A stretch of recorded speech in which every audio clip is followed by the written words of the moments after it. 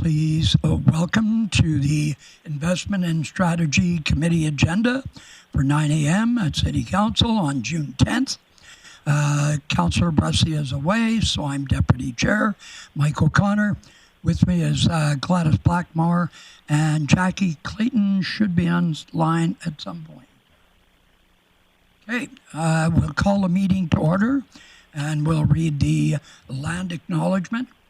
The city respectfully acknowledges the Beaver, Cree, Dene, and Métis people as the original caretakers of these lands and surrounding areas. We are grateful to live, learn, work, and play on Treaty 8 territory within Turtle Island and acknowledge these lands have been home to diverse and sovereign First Nations and Inuit nations since time immemorial. With that, I'd like a move for adoption of the agenda. Councillor Blackmore. So moved. Okay, call the question.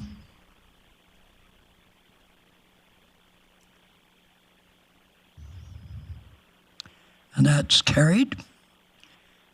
We'll have a delegation coming to us today from the GP Storm. For the record, I'd like you to be able to introduce yourselves, and you have 5 minutes to present. Good morning. Thanks for having us. My name is Nicole Menzies. I'm the Executive Director. Jordan Johnson, Treasurer. Okay, the floor is yours whenever you are ready. Walk through it. I sent it to Katie here. This year was a banner season for us. We couldn't have hoped for anything better.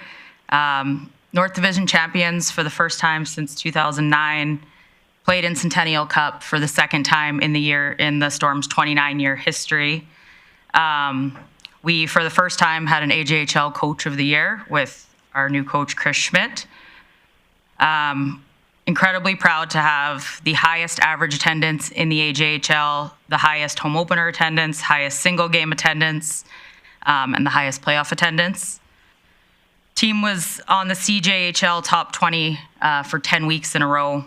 Our Junior Storm program was home to approximately 1,580 players this season, completed more than 875 community volunteer hours in Grande Prairie, and supported dozens of local charities and not-for-profits at our home games and via ticket donations and such. So we're really, really proud of the season that we had so far. Looking forward, we had asked the Community Connections Department to help us with a sport tourism economic impact report. And this is based on the STEAM model through Sport Tourism Canada. So numbers are an estimation, but our Grande Prairie Storm home games for the regular season and playoffs, the total impact is estimated at $1.7 million. The Junior Storm programming, which brings in young players, not only from Grande Prairie, but from around the region. There we go. Okay, perfect. Just go to the next one. Thank you. Thanks, Katie. That was estimated at $1.2 million, and our camps, our prospects camp and our main camp, just under $1 million at $945,000 for a total estimated impact of $3.928 million. Again, this would not include this sort of additional economic impact just from being in the downtown area at the home games and such. Our community impact. So our 4 seasons, our Junior Storm programming is now running 4 seasons with summer camp, fall after school programming, winter break programming, and then winter and spring after school programming, spring hockey. We are still the largest junior spring hockey program in Alberta, which we're incredibly proud of. Also have an all-female division, which we're also very proud of. So our programming, we had 70 unique programs offered between the 4 seasons for young players ages 7 to 17. Again, we're really proud of providing that community development, no matter what level of hockey kids play, but giving them somewhere to continue playing. Our community service this year was spent in schools with youth hockey programs and First Shift, at the Dream Home, Battle of the Blades, with the Rotary Club, the Veterans Association, and then various city programmings like Community Skates, Experience GP, our first Paint the Ice party, which was really fun, and we're looking forward to doing again. And then our home games, we like to sponsor initiatives that are important to our players and the community. So once again, the Teddy Bear Toss and the Dignity Drive. And then this season, we celebrated Diabetes Awareness Night, which was an initiative by 2 of our players, the Oil and Gas Appreciation Night, and again, the Indigenous Celebration Night. We're coming today to ask for a proposal to continue our partnership with the City of Grande Prairie, which would be continuing to offer development ice for youth hockey program at a 50% cost at city rinks, continue to waive the Bonnets Energy Center facility fee for the upcoming season, and then a continued partnership on our large community-based events, which are our home opener and our playoff festival. The one additional request we'd like to present is that we be able to apply the money that we've paid this previous season and next season through our Junior Storm programming to the balance of our loan, which is currently on hold until next July. Okay, well, thank you very much, Nicole. It was very, I think it was a phenomenal season from the aspect to get to the Centennial Cup after 20 years. I think that's kudos to the team. You made us very proud. The result, we would have wanted a little differently. Yeah, but for sure. You know Next year. We had some great players going down. And I see Councillor Blackmore in the queue. Thanks, Nicole, for coming today. This is a really good report and good news. I'm glad you had such a great season. Can you tell me again your ask for the loan repayment? I don't really understand what you're asking there. So we currently pay a 50% rate for all ice for youth programming. I get. To date this season, we've paid $31,000 with summer camp still coming. So we're asking that money that we've paid be applied to the balance of the loan. Okay, so instead of paying that money into the operations account for the Bonnets Center, you want it to be applied to the loan? Yes. Okay. I don't know if we can do that, but I understand now. Yeah, we'll probably have to ask administration. We will cover that under other business 7.1. So any other questions? Mayor Clayton's online, so usually she has pretty good questions. Okay, seeing none, well, I want to thank you very much, and we will handle that business a little bit later. You can sit in the chambers, and when that comes up, we will direct the questions to administration to see if there is a solution and if that is possible. Thank you very much. Thank you.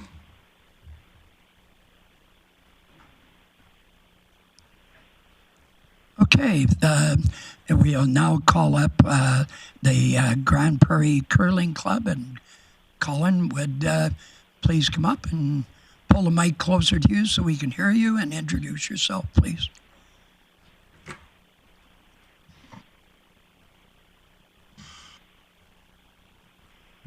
Am I alive here? Good morning, go ahead. Good morning. We have a presentation here that has been circulated, I believe. Ray Mildenberger, our president, couldn't make it this morning, and he sends his regrets. He would like to have been here for the meeting. We've had, I'll just flip through this. We have the 5 minutes, so we'll make hay while the sun is shining here. In terms of the city GP Curling Center lease agreement, it's a 5-year agreement that expires May 31st, so there's still several years to go. It provides an annual operation grant of $256,000, which is basically consumed paying for the utilities, the ice installation maintenance, the building maintenance, and insurance. And the balance of the funds through membership fees and hosting events and such is used to operate the center, deliver the programs, and operate a full-service entertainment center where we have a lot of activities, both from within the curling community and also from within the community itself. And it basically focuses on the 7 months of the year that we use the facility naturally for the sport of curling. And we have basically approached the city and held some preliminary discussions about year-round use of the facility, and we still think that that's a wonderful ice surface that could be put to some use. But that's not basically part of what's anticipated in the current lease.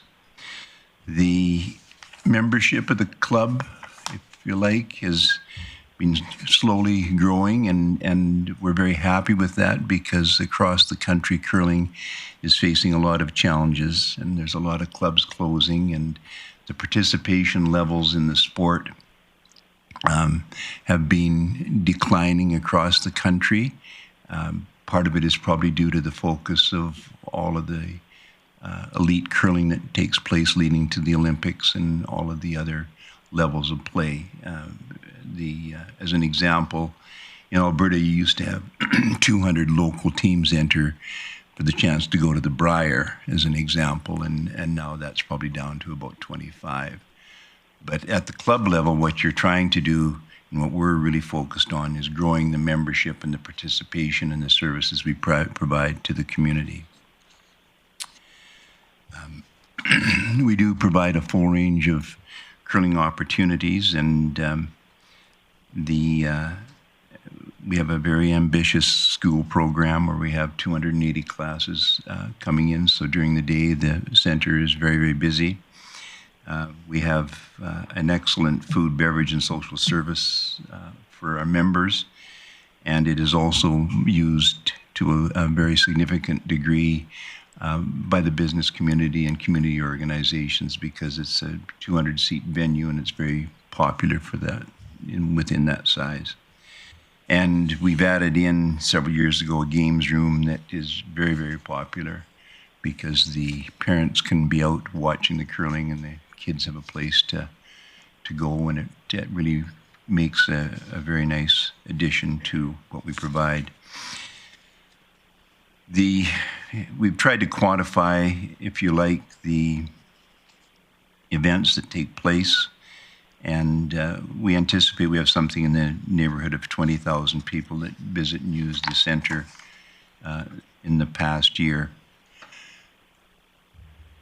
So hosting major curling championship has been a focus of the club for the last 4 years, and we can flip there we go, thank you. We've hosted 7 Alberta provincial championships since 2022. We've had the Pinty's Grand Slam event, which was held in the Coke Centre in conjunction with the city. This past year, we had the Peace Country Stick Curling Championship, the Alberta Stick Curling Championship in March, and we hosted the Canadian Stick Curling Championship in April. And all of them were reported back as being a huge success by the organizations that govern those particular championships.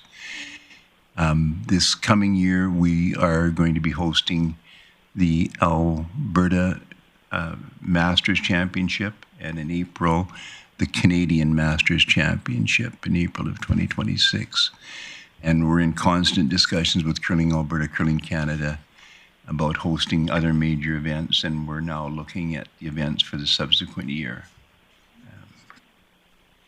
The Curling Center and the community have achieved significant recognition over the past number of years, and when we host events, we basically strive to come up with enough sponsorship and revenue so that we can offer the participants banquets and a really exciting experience, which we think should be part of what happens when you have and host a provincial championship. And it is we're getting very positive reactions to all of that. And from everything we hear back now, we certainly have entered the upper echelon, if you like, in terms of host communities for curling events in Alberta.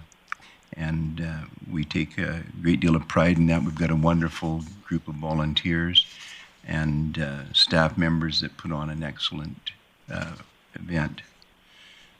The Curling Club's future vision, and this has been presented to the city before, is that we fully support any efforts that can be made to upgrade the facility from an energy efficiency viewpoint.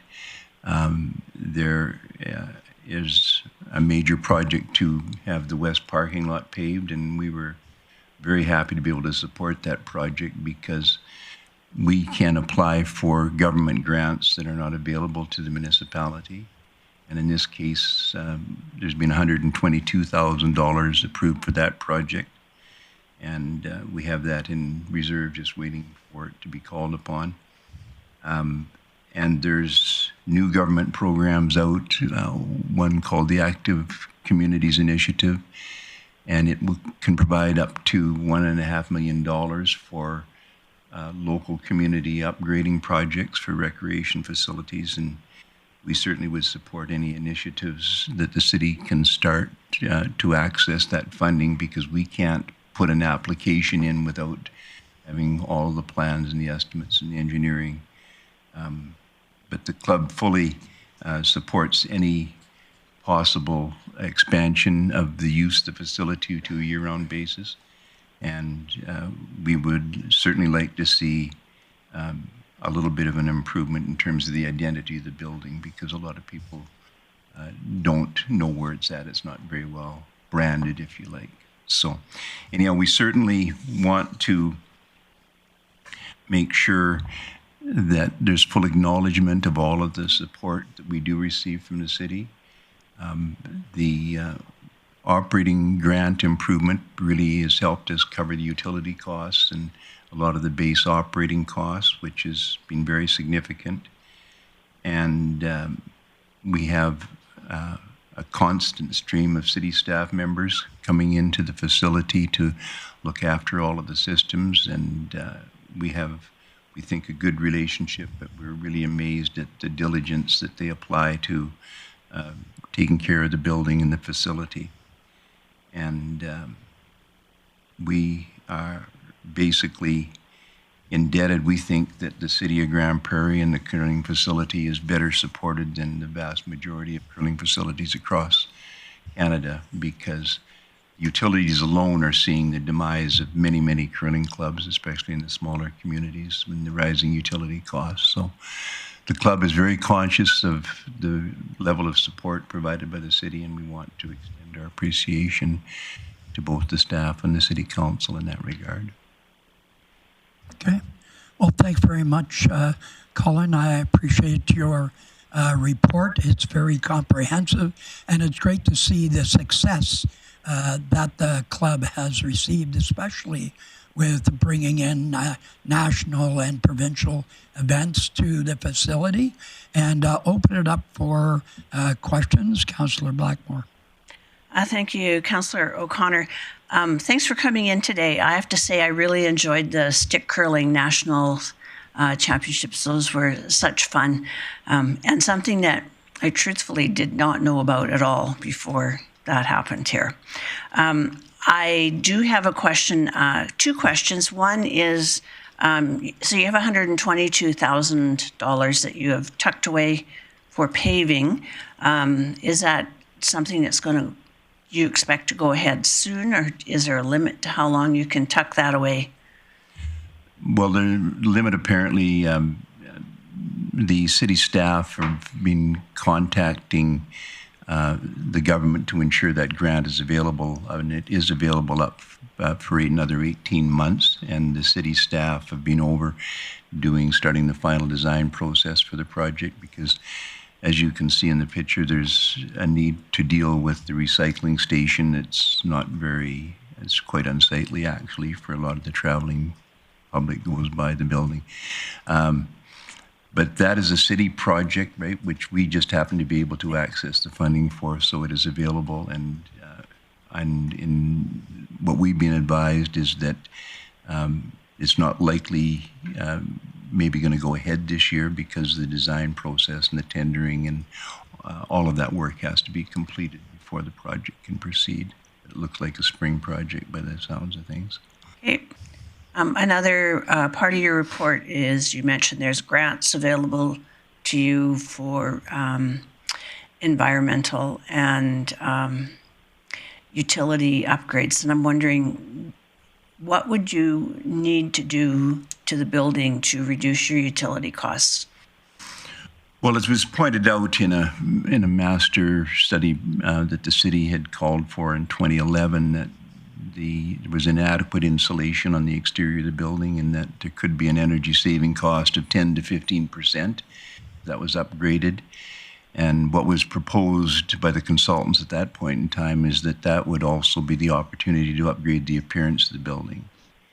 And tied in with the parking lot, it would certainly put, I think, a better face on it as far as anybody in the community knowing where the curling center is at, because quite often people are not aware of what's in that building. Okay. And at 10%, that's roughly $27,000 a year, $30,000 a year? It would be something in that range. It would be a significant impact in terms of the operating cost for the facility, yes. Okay. Thank you. Okay. One of the questions I had is related also the when. Do we have a rough budget? What the total cost of paving that parking lot? You've got 122. What do you anticipate? I guess you don't know until you get your tenders, right? Well, you won't know what the proposed cost will be. The budget that was prepared by the city for the project, because we can't prepare the budget for those things because they're city projects, right? So the budget, I think, is just about double the 122. Okay. So it's about 250,000. And there's going to be questions that will come up in terms of the design process because of the need to take care of, you just can't set all of those heavy recycling units that are out there on the side on top of a normal paved parking lot. You're going to have to put some base work in and so on. So the city staff are already diligently working on that to come up with it, and they're going to be in consultation with us, which we really do appreciate. Yes. And then my second question is related to branding, and the current logo that you have, that's fairly recently done, correct? We did that about 3 years ago, I guess, now. Okay. Yeah. And do you have any numbers of what it would take to brand the building? And I just heard you say that you're looking for an upgrade on the whole outside of the building. So do you have any rough numbers on the budget for that? The numbers for that were included in the master recreation report the city had done some time ago. And there won't be current numbers now in terms of what's happened in the intervening years. But it will be a significant project. But what is interesting is that ACI program will provide up to 50% of the cost, up to $1.5 million if you put together a successful application.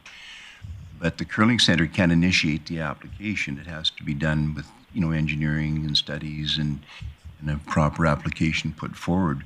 We fully will support that.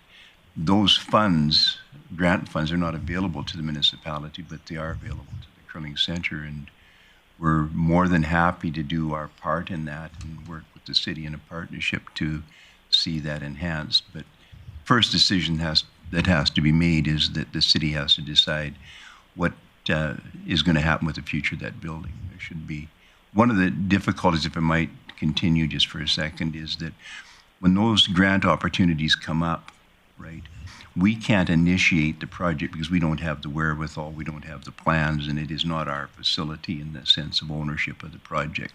So if there's no plan, if you like, as to what's going to happen to the facility, it basically ends up where we're at right now, and that is that there's a grant opportunity that was been out last year and this year, and it's going to continue for the next couple of years. I've asked them about that.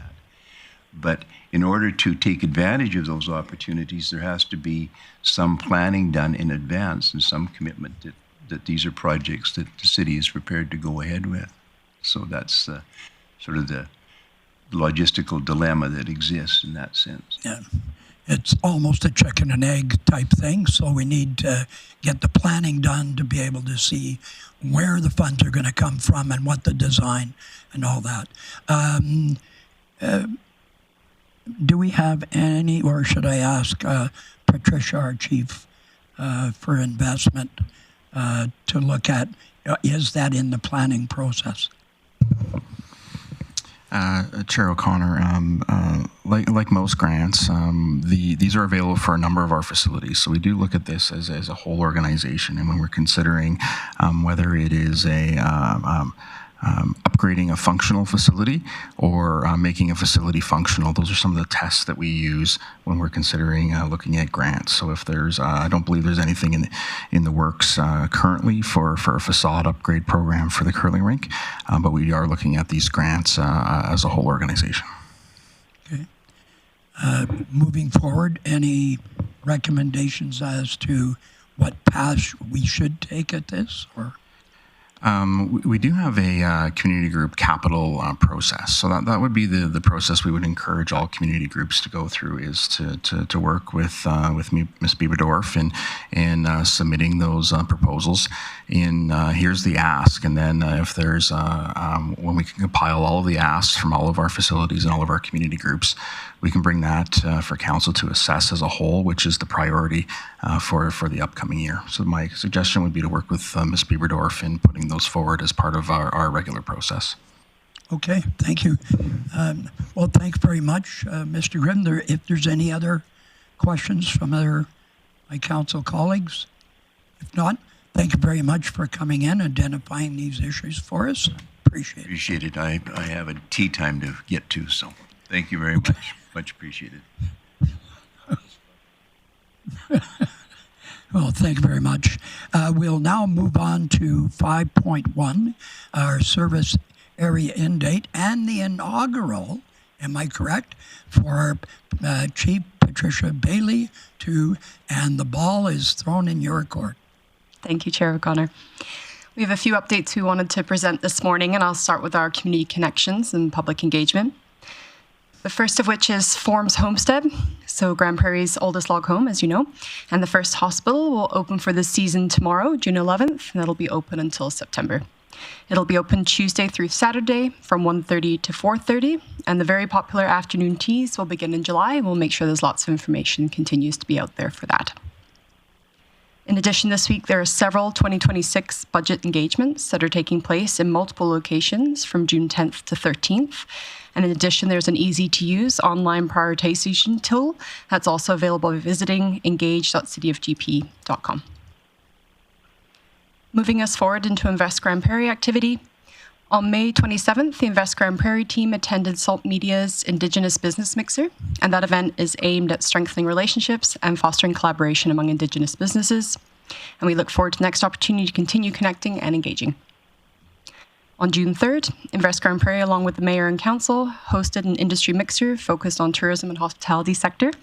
It was very well attended and welcomed over 70 local operators and featured engaging conversations and strong networking opportunities.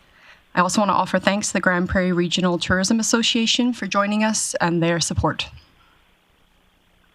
On June 5th, Invest Grande Prairie also joined with our Work Northwest partners and hosted just about 100 industry and community leaders, and we shared labour attraction resources that are available through Work Northwest. In addition, Mayor Clayton, Chief Glavin, and Invest Grande Prairie met with ATCO this week, and that was to share council priorities and discuss opportunities to align through events, sponsorships, highlighting the positive impact on the community. In that same thread, yesterday the mayor and members of council also met with Avintiv, which, as you know, is a large employer in the area. and the ability to share collaboration, ideas, and updates. Ovintiv continues to invest in the Grande Prairie region, both operationally and as a strong community partner. Discussions will be ongoing as part of the city's ongoing commitment to engage with key stakeholders and large employers in the area, and we look forward to sharing more updates on that. In addition, I'll move us forward in terms of election planning, which continues in earnest. As a heads up, the city is offering 2 informational sessions for prospective candidates looking to run in the upcoming municipal election. The first will be June 24th from 6 p.m., lasting for 90 minutes in the community room at the museum.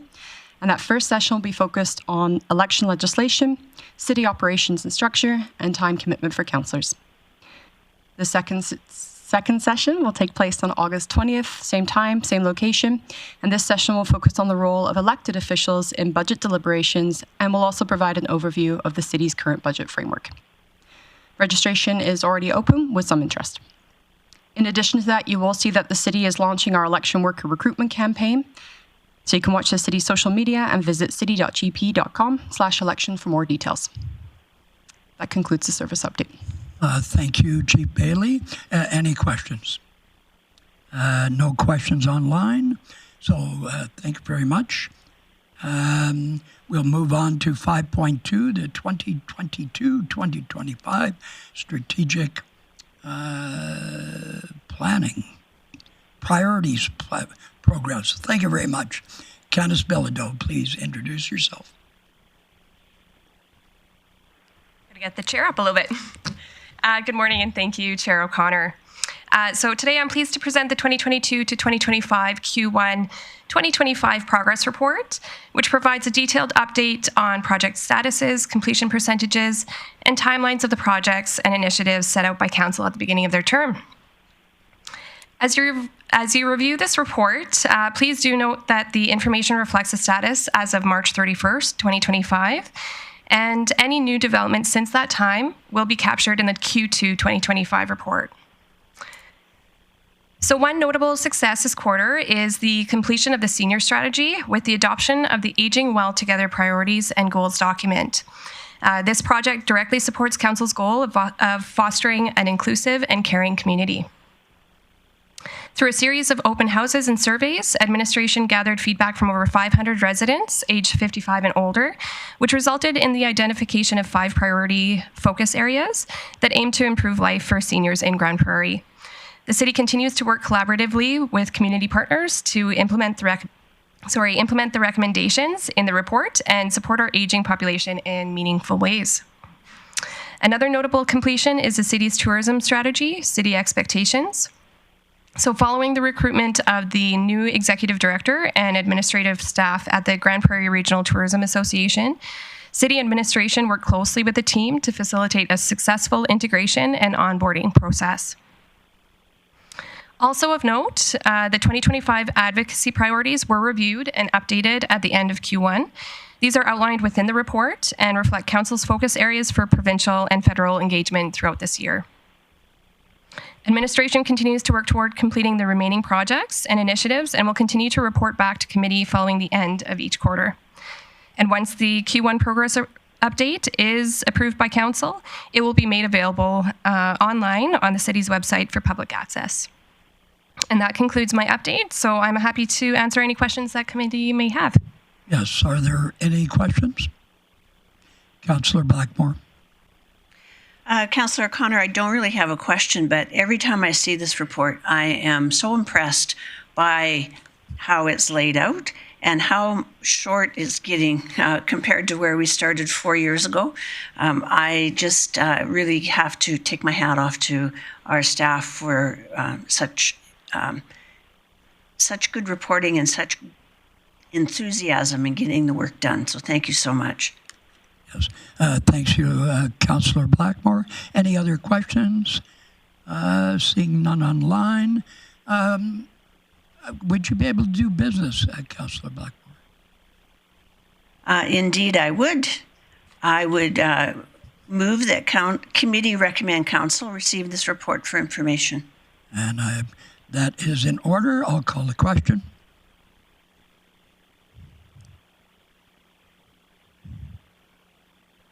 And that is carried 3-0. Very good. Thank you, Ms. Bilodeau. There were no correspondence, and we do have some business coming up under delegation for the first presentation from the Grande Prairie storm, and that was looking for support to put their payments towards their loan.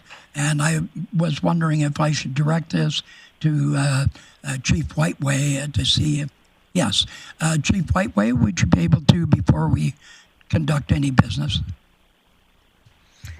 Thank you, Chair O'Connor. Sorry, could you confirm maybe what the question was again? The storm asked for the payments that they received from their junior program, if I'm correct, and those payments go directly to paying off the loan so they can shorten that life cycle and ensure their financial viability? Certainly, thanks for the question. It is possible if council does so choose to. So essentially what it was payments received by the city of just over $20,000 for ice rentals. That would no longer be recognized as revenue as budgeted in operations and reapplied against the loan. And that is something that's possible, absolutely, if council does make the appropriate motion for that. Any other, Councillor Blackmore? Thank you, Chair O'Connor. I think the issue that we're facing right now at this committee meeting is that this will have budget repercussions, and we don't know really what those are. So I think probably we need to recommend or we need to refer this to administration to let us know what those ramifications are going to be before we could actually make a decision. I believe right now we have put the loan more or less in hiatus so that we're not expecting payment for some time. And I can understand that being kind of like a bit of a hammer over the heads of the storm administration. But I'm reluctant to make a decision until I have more information from administration. Yes. So is this appropriate then to have someone move this to budget deliberations, or is this something we should look at sooner to then look at budget ramifications? What I might suggest, Chair O'Connor, is that Ms. Whiteway just provide all the information that we have to date, and then make a determination if you'd like for us to come back with a formal report to committee. But Ms. Whiteway would have some of the base information that we could at least start the discussion here today. That work for you? Okay, go ahead, Ms. Whiteway. Thank you, Chair O'Connor. So the total outstanding loan is at $159,000. The storm is not required to pay the city back any payments again until July of 2026. So they're not even required to make a 2025 payment.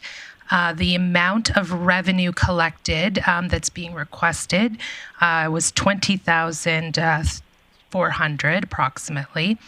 So what that means is for 2025, our ICE revenue budgets have obviously been set, and within that, we would have assumed this revenue. So what would happen is if that revenue is applied against their loan, we would have a shortfall in 2025 operations of revenue of just over $20,000, and they would be making an early payment than required, reducing their debt down to, and I apologize, but I don't have the information in terms of if any of that would be applied against interest. We've frozen interest at this point. So I'm assuming they're asking for a total principal payment of just over $20,000. Yes, and it sounds like, if I'm reading it correctly, this would be detrimental to our revenues in that one source. So it's, I think we should just defer. Chief Burke. Thanks, Chair O'Connor. So if there, council could, I don't think there's much more information that we would have that Chief Whiteway hasn't provided. Committee could refer this to the upcoming council meeting for discussion with all of your colleagues. We could do this as a verbal report again, and if you wanted more of your colleagues to be able to weigh in on this, or you could just receive for information.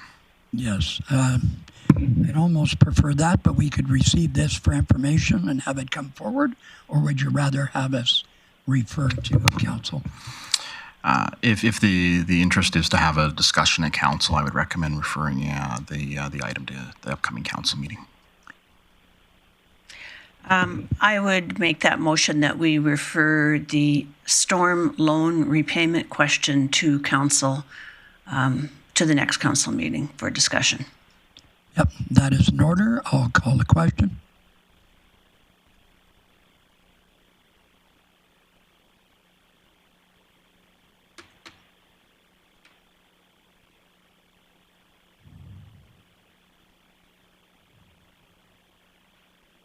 Mayor Clayton? Carried unanimously. Thank you very much, and thanks for that report. And we have no bylaw and policy review, and we are now go to the outstanding items list, and Chief Patricia Bailey. Councillor O'Connor, we did have another delegation, and I do have a question for administration regarding the... Okay, we will go back and add the curling club discussion, if that's what you're referring. Thank you. I think this question is probably for Chief Glavin. I'm wondering where we're at with in this time schedule of life in general for the paving of the curling rink parking lot. Thanks, Chair O'Connor. Right now, the paving is scheduled for 2026. So it's being designed this year and will be put down next year. Okay. And if we want to move forward at looking at the outside of the building, is there a recommendation of how we want to proceed with that and maybe a timeline?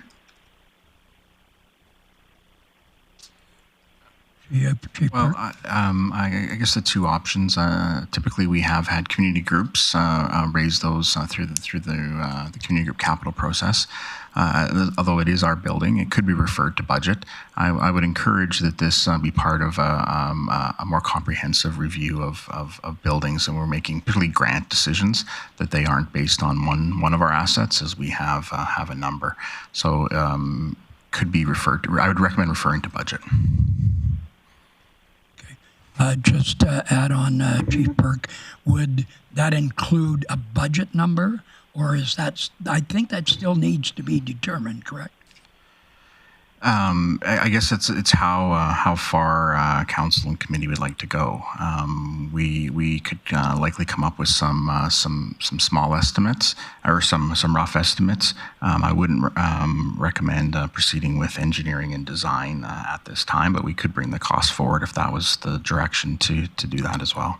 Okay. Just trying to get clarity on which the priority council want to place on this project. Okay. Councillor Blackmore. Yeah, I think that my preference would actually be to ask Ms. Bieberdorf to have some discussion with the curling club in addition to all the other community groups she might be having similar discussions with, and we'll wait to hear from her in the long run. Okay. I don't see we need to push it one way or the other. It'll unfold as it does. CEO Burke. That's appreciated. I do some rough numbers that we have had previously were $1.2 million for that project for facade, and I believe that would include insulation on that project. Okay. So And the exterior. That would include the exterior. And the signage. Don't have if we went to that level of detail, it's over $1 million. Okay. Thank you. So I don't need to make a motion. It will take place as part of Ms. Bieberdorf's regular work. Okay, thank you. Thank you very much. Now we will go to Chief. Sorry, Mary Clayton, I missed you. Yeah, I've been in there a while, but that's okay. a question in regards to a facilities report or information on that facility in particular. What does regular maintenance and or any capital investment look like on the curling club in the next, let's say, 5 years? I don't recall us having that conversation. I'm wondering if Chief Glavin has that information. Chief Glavin? Thanks, Chair O'Connor. I don't have it in front of me, but that's certainly something we could put together. Yeah, if you wouldn't mind, Chief Glavin, sending that to Council. I think that there, obviously we do regular maintenance and repairs and potential capital upgrades and investments to all of our facilities. It would be valuable information for the timing in regards to the curling club. If there is consideration from this council or the next council in a fall budget discussion, I think the timing of all investment and or repairs and maintenance to that facility could hinder on council's decision. Thanks. Okay. Thank you very much. And finally, Chief Bailey. Thank you so much, Chair O'Connor. For our outstanding item list, I will start with the Bearpaw driving range item. Chief Glavin will be able to speak to that, along with input from Ms. Bieberdorf. Go ahead, Chief Glavin. Okay, CEO Burke. I'll start with that. We had committed at last week's discussion to bring back some verbal information after we had a chance to review the update to the engineering report completed by ISL. And this is regarding the Bearpaw driving range at South Bear Creek, which is currently operated by the not-for-profit Nighthawk. The requirements of the South Bear Creek driving range to remain operational haven't changed since we brought this forward at budget deliberations. We proposed options to fund a engineering report, an update to the 2023 study that we had done, and looking at how we could stretch out the operations of this facility that we were able to keep open in 2024. The requirements for 2025 operations, as presented to Council at last fall's budget, so it was two parts: an update to the 2023 engineering report to see if we could continue a status quo from last year, and if there was changes, it would then require a design engineering report, as this is a facility located on a decommissioned landfill. The council at the time decided not to proceed with funding those studies, but wanted to give Nighthawk the opportunity to garner community support to proceed. They were able to complete an update to our 2023 engineering report, which we have now been in receipt of. The report has identified continued deterioration of the facility, including analysis that one of the poles is in critical condition, which does need to be addressed here in the near term. But it also does identify the best pole on the site is currently in poor condition. So we're now at a place where have to make a determination whether we can safely operate in 2025, and I don't see any scenario where we can operate a status quo. We have to take some action to remediate the poles. If there would be a path forward to continue operation, it's the same as it was presented in the fall, which is to now complete that design work and what we could do to pierce the cap of the previous landfill that has been decommissioned. And so that's sort of the steps where we've gone through. Unless there's further engineering study, the city would begin to decommission the site, which council provided funding for last fall. But happy to answer any questions. Yes. Mayor Clayton. Thanks, Chair O'Connor. I'm just a little bit confused of the process on this update. I understood an update was going to be for Council Committee of the Whole, and so I'm just, Mr. Burke, could you just let me know your intent with updating this committee if we're having a further discussion with Council Committee of the Whole?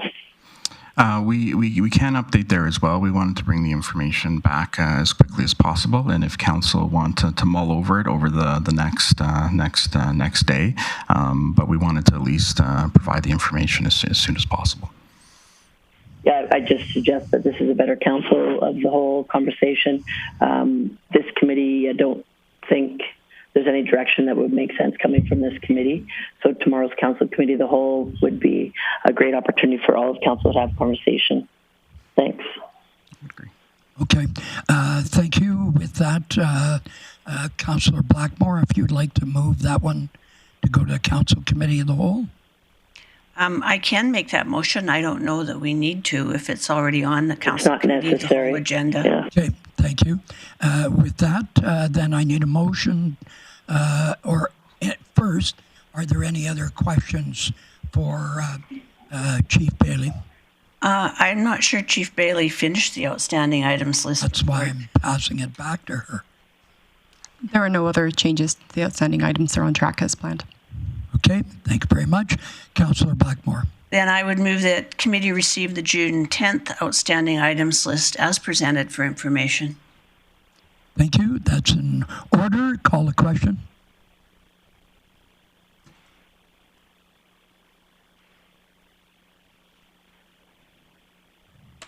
And that carries 3-0. Thank you very much. We will adjourn this meeting for a few minutes while we get computers and people organized. Thank you.